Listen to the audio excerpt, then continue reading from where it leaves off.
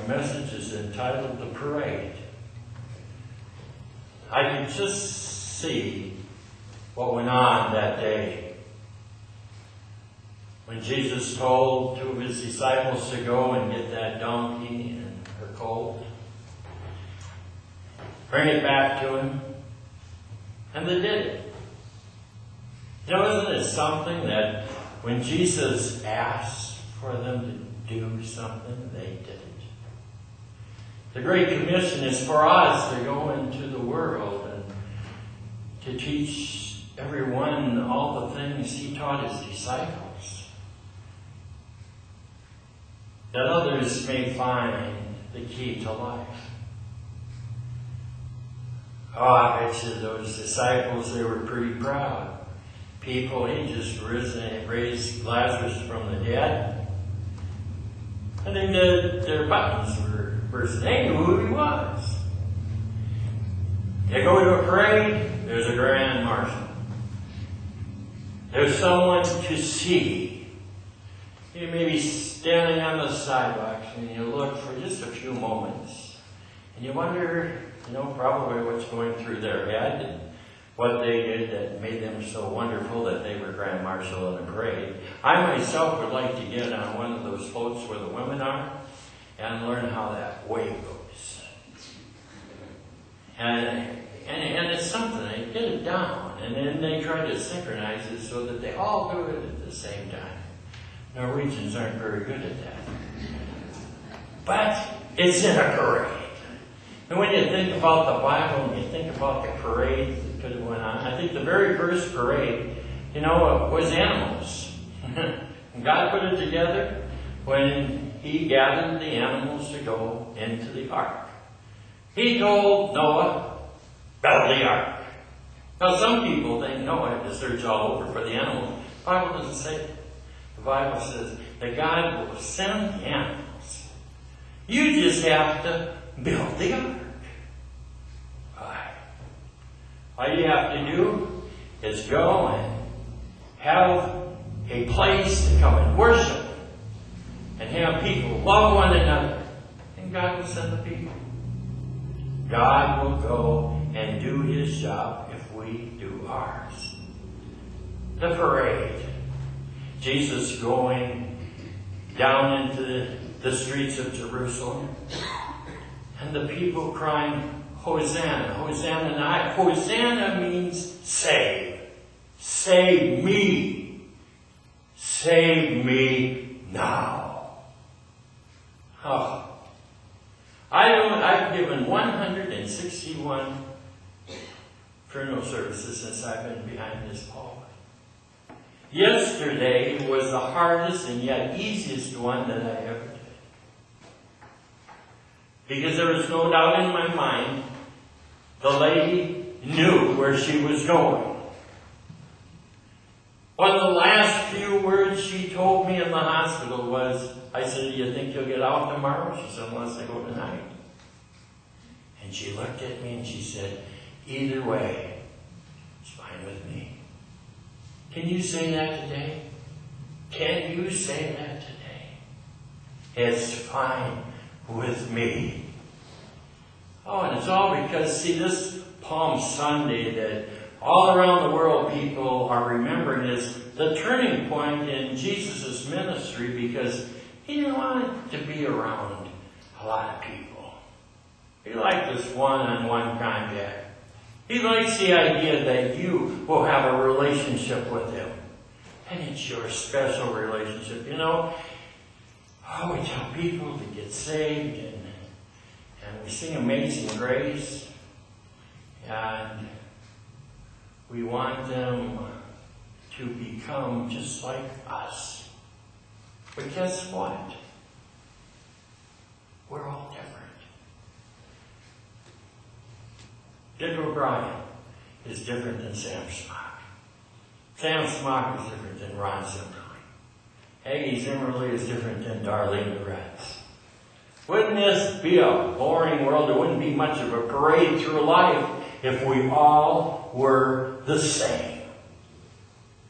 And you know what's really good is that if you have a relationship with God and He tells you to do certain things, you can change all of our lives by sharing with us what we should be doing. We're all in the parade in life. Are you in the beginning part of the parade? Everybody hurries to try to get through the parade first. Isn't that right, dear Terry?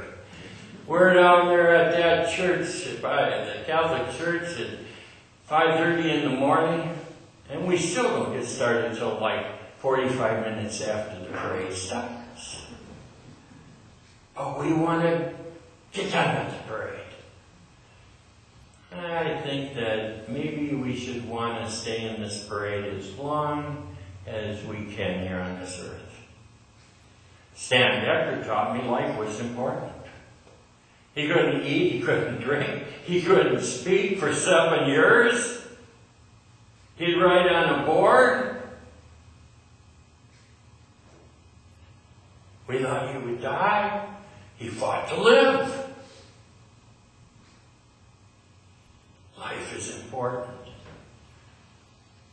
That's why I believe in the importance of life in the womb. One person brought up to me and said, "Why do you talk about abortion?" I talk not about abortion. I talk about life. If you don't care about what God has knitted in the womb, why do you care about that place He's prepared especially for you? Life. Oh, Stan.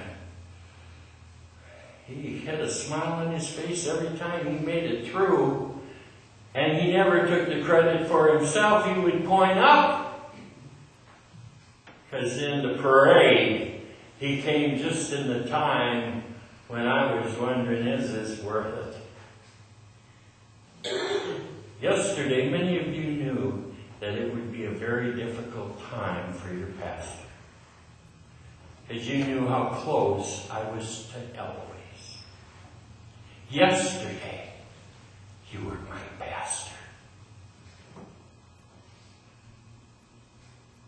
The moment I needed it, there came one of you and threw your arms around me and gave a hug and said, "You'll do it okay. You'll do okay." He waved at me and said, "Everything's going to be fine, Pastor." And you know, it seems so easy for people to go to the graveyard and commit a body to the ground. You hear the words. It's tough for the pastor. When I walked away from that casket and I really felt low, Marge Eichmann came up and threw her arms around me. Richard Dick came up and threw his arms around me. Others put their arms around me. Sam put his arms around me. Terry, he led me away so I could grieve.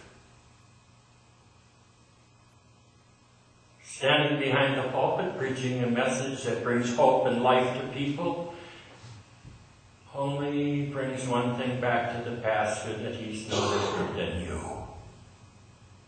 He has feelings, and he loves his people.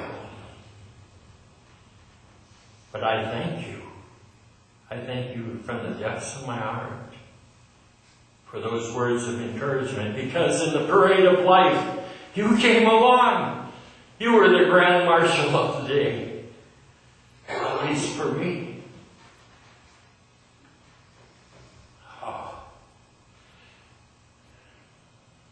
One person told me, "You don't need to be sad, Pastor, because, you know they're in heaven."